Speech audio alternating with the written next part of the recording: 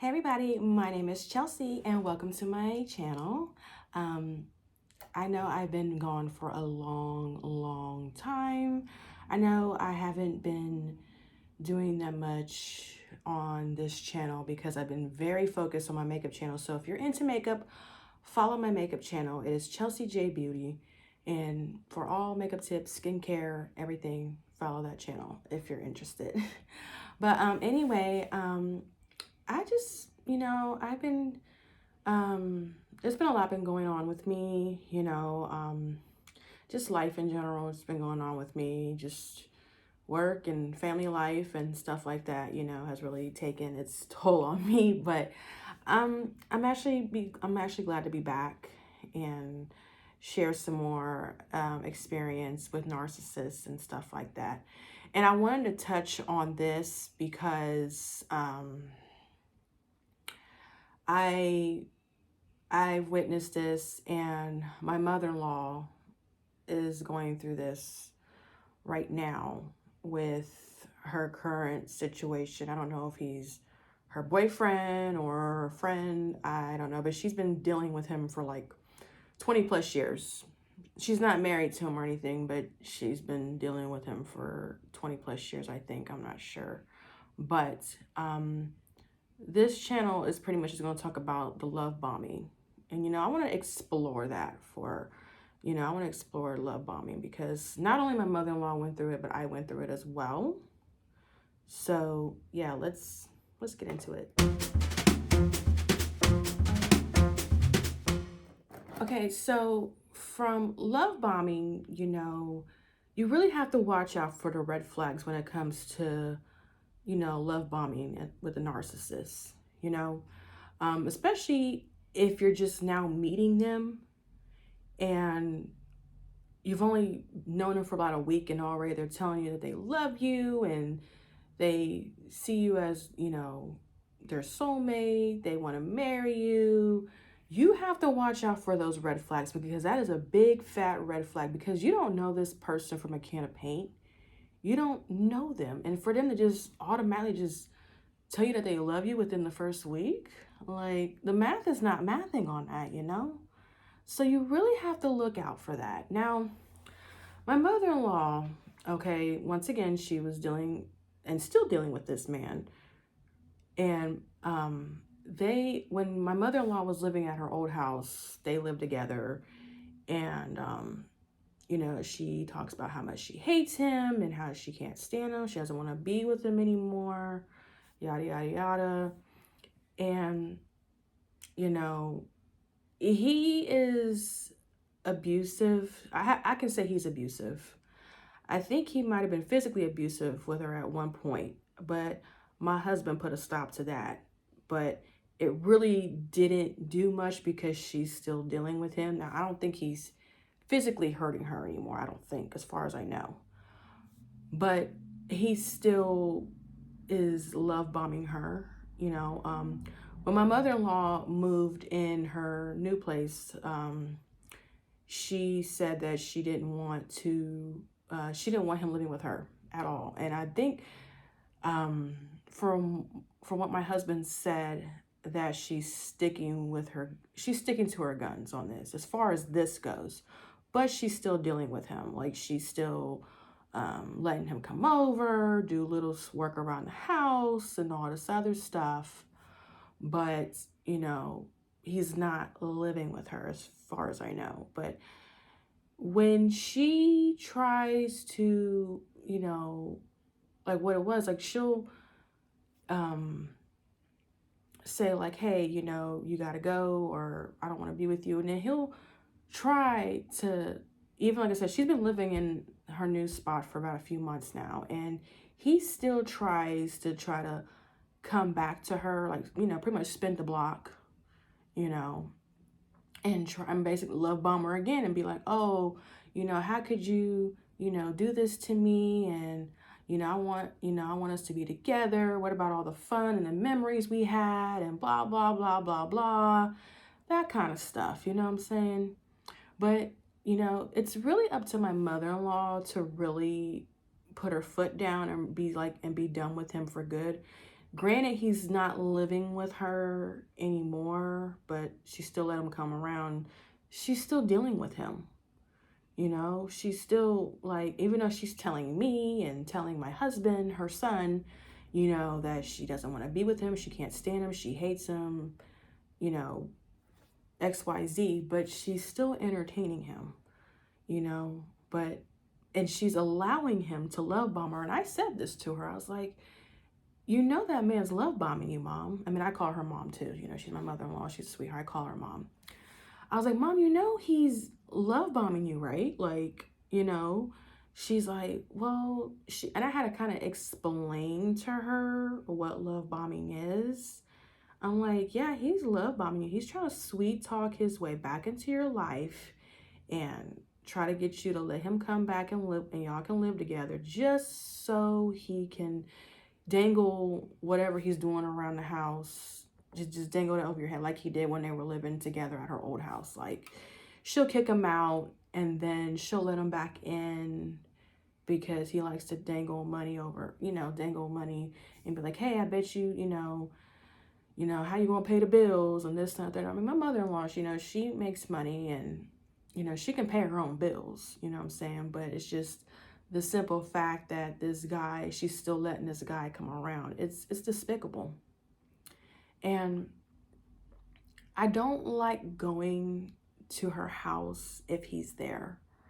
You know, I mean, he just gives me such a creepy vibe. Like, just for the simple fact that he's still doing this to her and manipulating her and love bombing her, it just sickens me, because my mother-in-law is one of the sweetest people in the world. She's the most kind-hearted woman. She's one of the most kind-hearted women I've ever met. Considering the fact that I come from a narcissistic family myself, my mother-in-law is the only true person besides my husband that really showed me true, genuine love. Something I never got from my own family because of their narcissistic ways. And like, yeah, she showed me that kind of love that I never got from my own family. And I love her to the death of me. And she's the type that would pretty much give you the shirt off her back. I just hate seeing my mother-in-law go through this type of mess. It's like I said, because a woman like her, she just deserves 10 times better than this man that she's been dealing with for the past 20 plus years. It's despicable.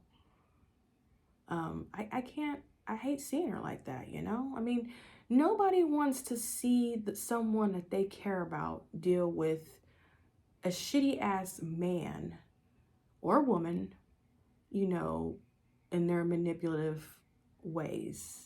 Because this is a narcissist that we're talking about. And, you know, he shows, like, my mother-in-law's boyfriend, whoever the hell he is to her, is pretty much showing those traits of a narcissist, you know, especially with the love bombing part. You know, I mean, I can't stand on myself from all the stuff that my mother-in-law said, from what my husband said. I can't stand on myself. He's despicable. Like I said, I don't even like going to her house when he's there. Like, when my husband said he's going over there and he's there, I'll be like, okay, well, you go, I'm staying home, you know?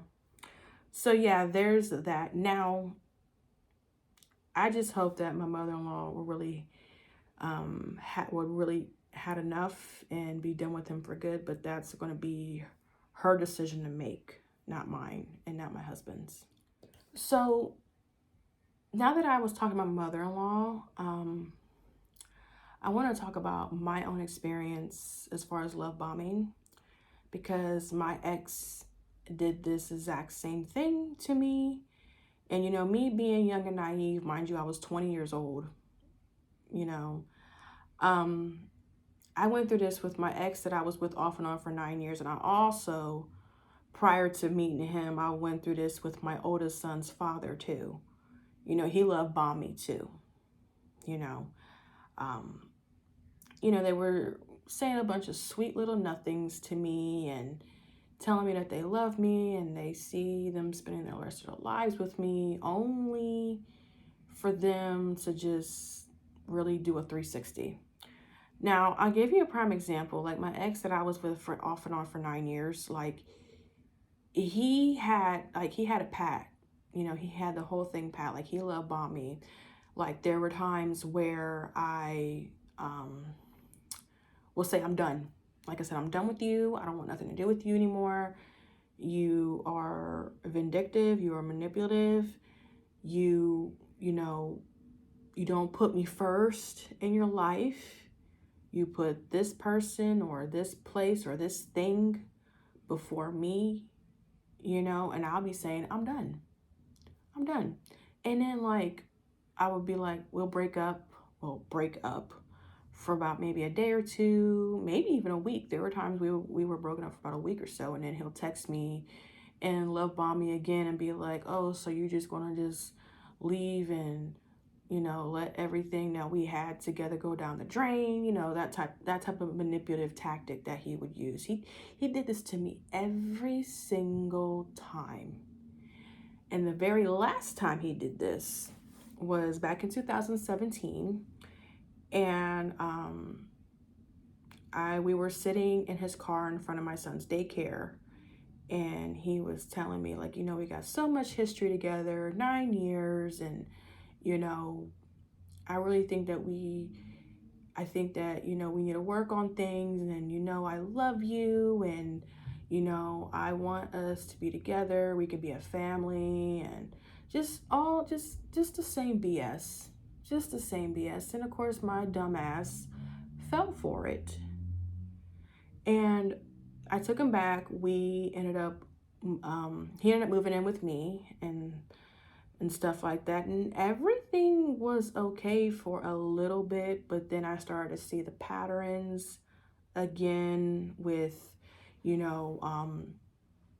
I felt like he was drifting away from me like he was before and just giving me the silent treatment, like he didn't want to spend time with me. Like, if he was home, he would sit down and play his little Xbox. And then when he's not home, he was at the bar or at the bowling alley. Like I said, he was putting everything once again before me. And, that wasn't cool. And finally, I had enough. One day, this was a week after Thanksgiving, and he came back from his grandmother's funeral. I think he went to the repast. He got real drunk. And I finally just said, enough is enough. I'm done with you this time. I can't keep going back and forth with you on this. I'm getting older. I'm almost 30 years old, mind you. Like I said, I just turned 29. I was like, mind you, I am 30. I'm about to be 30 years old.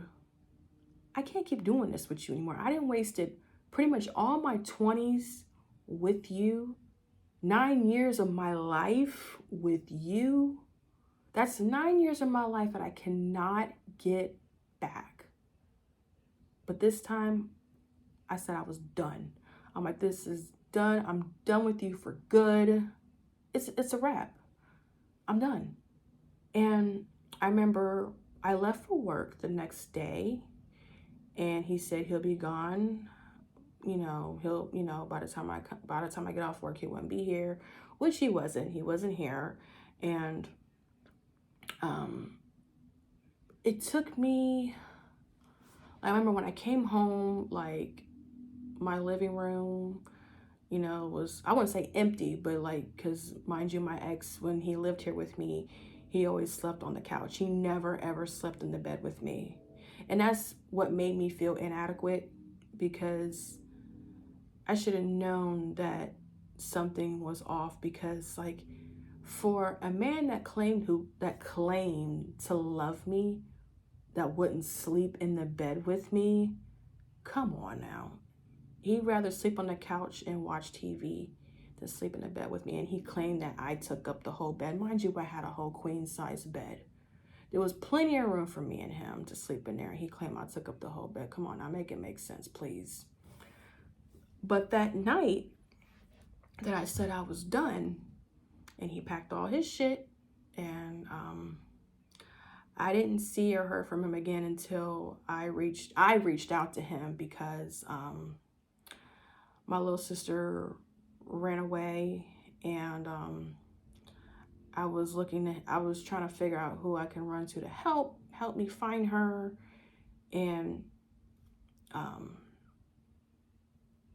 that was the very last time that I seen him, was when he was helping me find my sister when she ran away. But I think he thought that when he helped me find her, because I'm the one that found her and where she was at when she ran away, he thought that because he helped me find her that I was going to get back with him. I said, no, I thank you for your help, but as far as me and you go, we're still done. We're still over. I don't want to be with you. We just need to move on with our life. And even then, after that, months after that, right? Around the time my husband and we were dating, right? And I posted a story on my Facebook page, right? And I was jamming to some Michael Jackson or whatever, one of my favorite artists. And like, he commented saying, oh, you look so happy now. That's all I ever wanted from you, or wanted for you. I'm like, what the hell?